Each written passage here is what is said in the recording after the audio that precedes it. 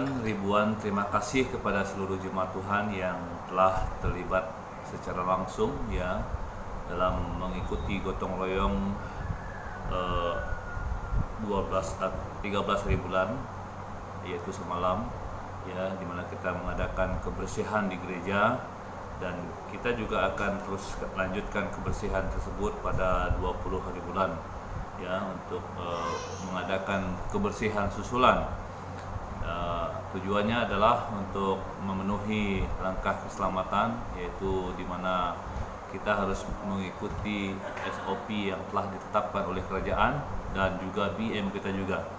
Jadi saudara-saudari yang Tuhan Yesus kasihi, satu pengumuman khusus juga untuk jemaat Tuhan BEM Pekan Belaga, di mana gereja kita pada 21 hari bulan Jun 2020 ini kita boleh beribadah di gereja. Jadi kita minta agar kita semua war-warkan ini kepada jemaat kita, dan kita boleh datang bersama-sama beribadah di gereja kita BEM Pekan Belaga. Kecuali kanak-kanak dan orang yang kita kategorikan warga emas yang tidak dibenarkan dahulu untuk bersama dengan kita dalam ibadah. Jadi buat masa ini kebaktian kanak-kanak yaitu sekolah minggu kita tidak adakan dulu, hanya kita adakan kebaktian umum sahaja pada hari Ahad seperti pada hari ini. Jadi sekian sahaja pengumuman daripada kita. Jadi saya ucapkan sekali lagi terima kasih kepada semua jemaat Tuhan yang terlibat ya, dan juga yang telah mendukung dari segi keuangan, yang telah menyumbang kepada gereja kita. Jadi Tuhan memberkati kita semua. Haleluya, Tuhan Yesus memberkati. Amin. Shalom jemaat Tuhan yang dikasihi dalam Yesus Kristus. Dimanapun kita berada pada pagi ini, baik di rumah masing-masing maupun di tempat kerja, mari kita sama-sama memuji dan menyembah nama Tuhan dengan segenap hati kita.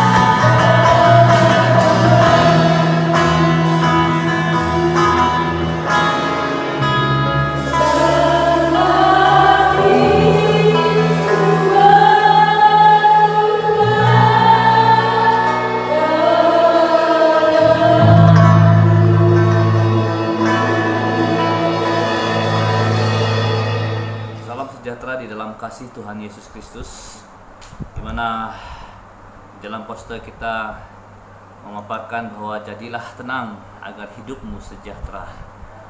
Bapak Ibu Saudara-saudari yang Tuhan Yesus kasihi, saya sungguh tertarik melihat renungan ini, di mana ianya diambil dalam Mazmur 62 ayat 2 dan ayat 6 ya. Sekali lagi di dalam Mazmur 62 ayat 2 dan 6. Firman Tuhan berbunyi demikian, hanya dekat Allah sahaja aku tenang, daripadanya lah keselamatanku. Hanya pada Allah saja kiranya aku tenang, sebab daripadanya lah harapanku. Jadi sebelum kita lebih lanjut, mari kita berdoa terlebih dahulu. Ya Tuhan, Allah Bapa kami yang ada di dalam kerajaan surga, tiba masanya ya Tuhan kami mahu belajar daripada firman-Mu. Kami telah memuji serta memuliakan Engkau lewat puji-pujian. Bapa, kami percaya merupakan sesuatu normal baru, di mana kami dalam kebelakangan ini memuji Tuhan ataupun beribadah lewat secara online seperti ini. Merupakan satu yang baru yang kami alami, tetapi kami percaya ya Tuhan, yang Engkau tuntut adalah di mana kami harus menyembah Engkau di dalam roh dan kebenaran. Demikian juga ya Tuhan, kami akan mendengar firman-Mu, duduk dengan tenang, dan biarlah Roh Kudus-Mu yang berkarya di tengah-tengah kami. Tuhan, kami rindukan kuasa Roh Kudus-Mu menyertai dan mengurapi setiap jemaat-Mu yang mendengar, bahkan hamba-Mu yang menyampaikan kebenaran firman-Mu. Urapi ya Tuhan. Haleluya, dan pujilah nama-Mu. Dalam nama Yesus Kristus kami telah berdoa. Amen. Jadi seperti mana yang saya katakan tadi, bahwa di mana tema ataupun topik yang saya nak kongsikan pada hari ini adalah jadilah tenang agar hidupmu sejahtera. Coba kita bayangkan saudara, bagaimana mungkinkah hidup kita akan dapat menjadi tenang kalau hidup kita penuh dengan pergolakan, penuh dengan kerisauan, penuh dengan ketakutan. Nah, tidak sedikit semua manusia yang ada di permukaan bumi ini, saya yakin dan percaya kita memiliki ataupun menghadapi permasalahan masing-masing. Dan tentu juga ada permasalahan tersebut berbeza-beza, tetapi yang jelas bahwa ianya adalah masalah. Nah, tidak ketinggalan juga pemazmur ini, yaitu Raja Daud. Beliau juga mengalami permasalahan saudara, sedangkan dia adalah seorang raja yang dipilih oleh Allah untuk memimpin menjadi raja di kalangan orang-orang Israel ketika itu. Tapi pemazmur ini dikelilingi oleh orang-orang yang membuat hidupnya menderita, sehingga membuat hidupnya tidak tentram, yang membuat dia tenang ketika dia bertekad mendekati hidupnya kepada Allah sahaja ya. Yang membuat hidupnya tenang ketika dia bertekad untuk mendekati Allah sahaja. Jadi ini adalah satu tekad yang sangat perlu kita sebagai orang-orang yang percaya, yaitu sebagai orang Kristen lakukan ataupun alami di dalam hidup kita. Saya yakin dan percaya kita akan mengalami perkara yang sama, yaitu tenang, saudara. Jadi saudara, ada kalanya kita juga berhadapan dengan masalah dalam pekerjaan, masalah dalam persekolahan, masalah dalam keluarga, dan bermacam-macam masalah. Jadi di sini firman Tuhan sarankan ataupun di sini firman Tuhan ingatkan kepada kita semua agar jadilah tenang, agar kita boleh menjadi sejahtera di saat kita mengalami masalah tersebut.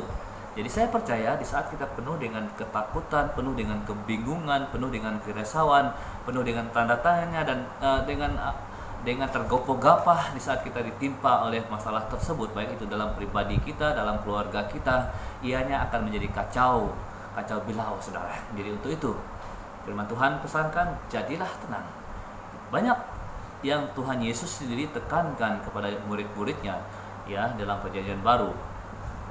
Sedangkan alam semesta pun dia katakan, diam, tenanglah.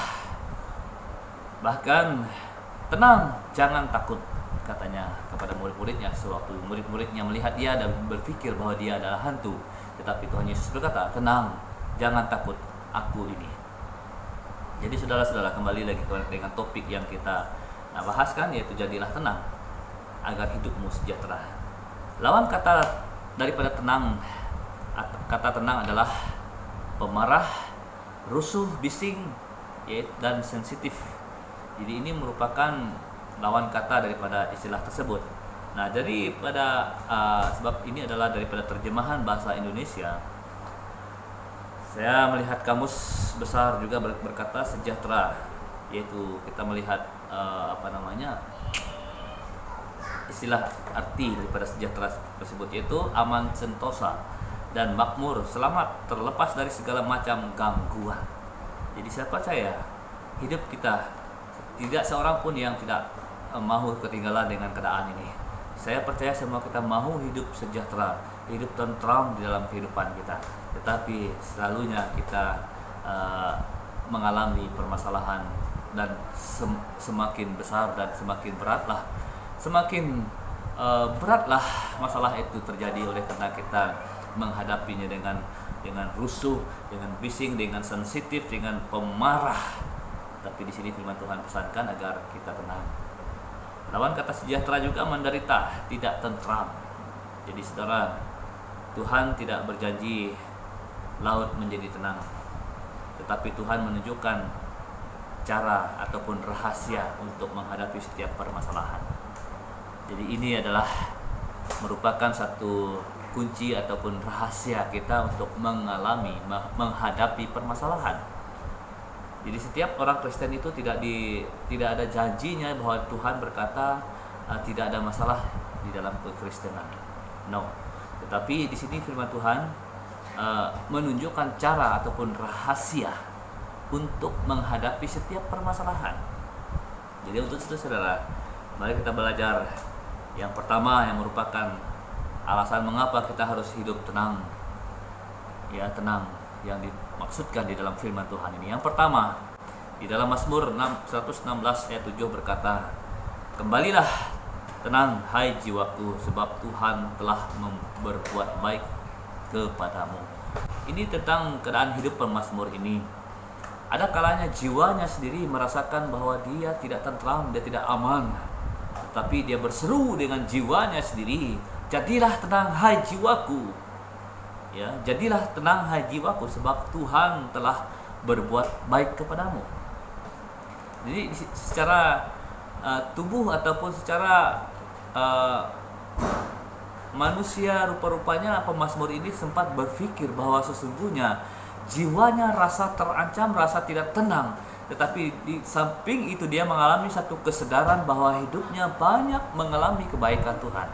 Jadi saya percaya dan yakin bahwa tidak sedikit juga orang-orang Kristen yang sudah mengalami betapa banyak kebaikan Tuhan, berkat Tuhan yang melimpah-limpah kita nikmati, kita kecapi di dalam kehidupan kita. Jadi itulah yang merupakan kekuatan kita, mengapa kita harus boleh tenang dalam menghadapi masalah. Jadi yang pertama di sini karena kita sudah banyak mengecapi kebaikan Tuhan. Itu adalah alasan yang pertama, saudara. Saya yakin dan percaya tidak seorang pun yang terkecuali orang-orang Kristen yang sungguh-sungguh seperti mana yang telah kita pelajari dalam beberapa pertemuan yang telah kita sampaikan, ataupun firman Tuhan yang telah kita sampaikan yang bercakap tentang kekristenan yang sungguh-sungguh. Saya percaya kita semua mengalami kebaikan Tuhan. Amen. Jadi itu adalah alasan utama mengapa kita harus tenang ataupun hidup tenang di dalam kehidupan kita. Karena saya dan saudara sudah banyak mengalami kebaikan Tuhan. Amen. Haleluya. Yang kedua, di dalam Amsal 14 ayat 30 berkata, "Hati yang tenang menyegarkan tubuh, tetapi iri hati membusukkan tulang." Jadi saudara, yang kedua di sini adalah karena ianya menyegarkan tubuh. Jadi serupa-rupanya hal ini adalah sesuatu yang perlu bagi tubuh jasmani ini, saudara, bahwa dimana kita harus tenang. Maksudnya begini, kalau di saat kita penuh dengan kerisauan, penuh dengan susah hati sehingga kita tidak cukup tidur, akhirnya mendatangkan penyakit di dalam tubuh badan kita juga sebenarnya. Jadi memang jelas juga firman Tuhan ini berkata bahwa hati yang tenang menyegarkan tubuh. Jadi saya percaya di saat kita tenang mengalami masalah, kita difitnahkah apakah, tetapi kita tenang, ianya akan memberi kesehatan bagi tubuh badan kita, menyegarkan tubuh kita. Tetapi di saat kita penuh dengan kerisauan, ketakutan, susah hati, dan akhirnya kita tidak dapat tidur sepanjang malam ataupun sepanjang hari, saudara, memang ianya akan mendatangkan satu penyakit bagi tubuh badan kita, betul tak? Jadi untuk itu sangat jelas alasan mengapa kita harus senang, karena juga ianya menyegarkan tubuh badan kita secara jasmani. Yang ketiga, dalam Pengkhotbah pasal yang keempat ayat yang ke-6 berkata, segenggam ketenangan lebih baik daripada 2 genggam jerih payah dan usaha menjaring angin. Saudara, yang ketiga di sini alasan mengapa kita harus tenang adalah karena dalam ketenangan kita boleh menyelesaikan persoalan hidup. Tidak ada seorang pun orang yang dapat membuat penyelesaian dalam permasalahan dengan kemarahan. Tidak ada seorang pun yang dapat membuat satu penyelesaian lewat cara hidupnya yang senantiasa negatif dan sensitif. Tetapi orang yang dapat membuat penyelesaian dalam permasalahannya adalah orang yang hidup dalam ketenangan. Amen. Jadi itu saudara, itu sebabnya satu istilah berkata, tidak ada satu pun masalah di muka bumi ini yang tidak dapat diselesaikan. Salah satu yang boleh menyelesaikan semua permasalahan tersebut yaitu di saat kita tenang, tidak tergopoh-gapah, tidak dengan secepat mungkin untuk berpikir membuat satu tindakan, tetapi tenang, maka kita akan mendapat jalan keluar untuk mengadakan penyelesaian dalam masalah tersebut. Jadi itu yang ketiga. So yang keempat adalah alasan mengapa kita harus hidup tenang. Di dalam 1 Petrus 4 ayat 7 berkata, kesudahan segala sesuatu sudah dekat. Karena itu kuasailah dirimu dan jadilah tenang supaya kamu dapat berdoa. Saudara, yang keempat, alasan mengapa saya dan saudara harus hidup tenang. Karena tidak akan ada gangguan mental dan fisikal yang mengganggu kita. Ya, di saat kita diganggu mental dan fisikal, kita diganggu, bagaimanakah kita dapat tenang untuk berdoa? Bagaimanakah kita dapat tenang untuk menyembah dan memuji Tuhan? Bagaimanakah kita dapat tenang untuk membaca firman Tuhan? Bahkan bagaimana mungkin kita dapat tenang untuk melakukan hal-hal yang lain lagi? Jadi saudara, alasan mengapa saya dan saudara harus hidup tenang seperti mana yang disarankan oleh firman Tuhan pada kali ini adalah karena kita tidak akan ada gangguan mental dan fisikal. Tidak akan ada gangguan mental dan fisikal. Nah, seperti mana contoh sahaja kita diperhadapkan dengan wabak yang menimpa dunia hari ini, saudara. Di saat kita penuh dengan ketakutan, kerisauan, dan bagaimanakah mungkin kita dapat tenang untuk duduk berdoa? Jadi maksudnya di situ kita diganggu, gangguan mental ataupun fisikal kita telah diganggu sehingga kita tidak dapat fokus dan tenang. Itu makanya firman Tuhan berpesan kepada kita pada hari ini agar saya dan saudara harus hidup tenang, dan alasannya tadi adalah karena tidak akan ada gangguan yang mengganggu kita, ya, menghalang kita untuk melakukan ataupun untuk bertindak, ya, melangkah ke hadirat Allah yang Maha Kudus, karena kita semuanya tetap meyakinkan bahwasanya Tuhan tetap berkuasa atas segala sesuatu yang ada di permukaan bumi ini. Jadi saudara, kesimpulan daripada firman Tuhan, jadi sepanjang saya dan saudara mengikuti Tuhan, Tuhan tidak pernah berjanji hidup kita akan sejahtera selama-lamanya. Ya, Tuhan tidak pernah berjanji kita akan hidup sejahtera. Itu sebabnya ada tawa, ada tangis, ada kalanya kita marah, ada sedih, dan ada banyak macam-macam keadaan. Ya, itu merupakan emosi. Itu ada merupakan yang ada pada manusia sendiri. Jadi untuk itu saya percaya tidak ada seorang pun yang akan terus hidup sejahtera di dalam kehidupannya sepanjang hari. Dan Tuhan tidak pernah berjanji mengatakan hal yang sedemikian juga. Jadi, tetapi Tuhan berpesan ketika saya dan saudara berhadapan dengan keadaan hidup yang penuh mencabar ini dengan mencabar ini dengan tenang. Nah, itu adalah Tuhan. Tuhan berpesan ketika saya dan saudara berhadapan dengan keadaan hidup yang penuh mencabar ini, hadapilah dengan tenang. Maka hidup saya dan saudara akan sejahtera. Amin.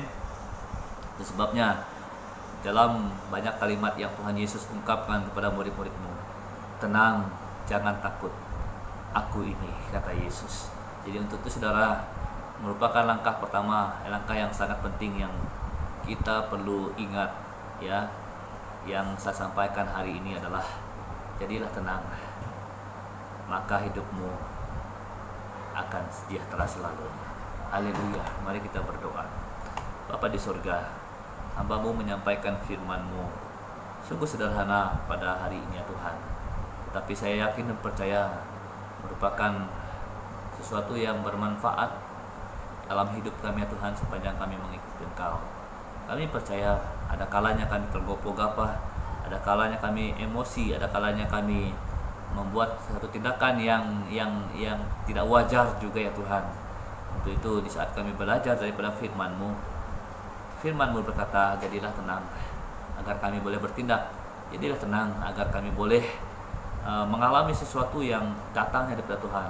Jadilah tenang agar kami juga dapat melihat kehendak Tuhan sendiri yang sedang terjadi di dalam kehidupan kami. Berkati seluruh jemaat-Mu ya Tuhan. Berkati rencana kami untuk beribadah bersama ya Tuhan pada 21 hari bulan nanti di gereja. Tuhan mendahului kami, lindungi seluruh umat-Mu ya Tuhan. Saat ini saya berdoa menyerahkan seluruh jemaat-Mu dimanapun berada ya Tuhan. Kami doakan dalam nama Yesus Kristus, perlindungan-Mu, pemeliharaan-Mu, menjaga, melindungi, persiapan bagi yang memasuki persekolahan juga ya Tuhan. Saya doakan mulai pada hari ini, Tuhan yang mendahului, Tuhan yang menjaga, guru-guru yang mengajar, Tuhan juga yang melindungi mereka ya Bapa. Jauhi segala jangkitan-jangkitan, kuman apapun, virus yang menjangkiti mereka. Saya doakan dalam nama Yesus Kristus, semuanya dijauhkan. Tetapi biarlah hidup kami akan menikmati kebaikan-Mu selalu di dalam hidup kami. Terima kasih Tuhan. Kami bersyukur dan bersyukur karena Tuhan yang memberkati kami. Haleluya. Di dalam nama Yesus Kristus kami telah berdoa. Amin.